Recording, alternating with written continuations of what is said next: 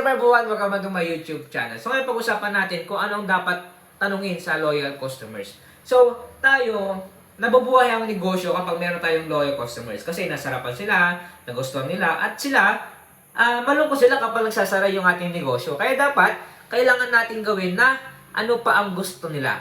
Kasi ang customer is nagsasawa. Tayo, nagsasawa rin naman tayo, tama? Okay, lagi tayong kinakain, nagsasawa rin tayo. Pero meron din namang mga bigas na hindi tayo, yung bigas hindi tayo nagsasawa, tama?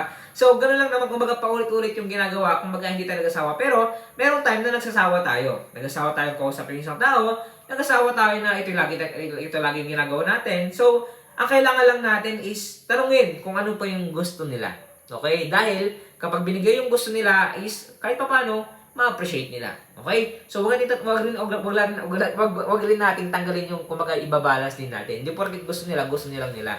So, we need to balance everything. Okay? If you want to buy this book, the Facebook page, share message lang po. Salamat po and God bless.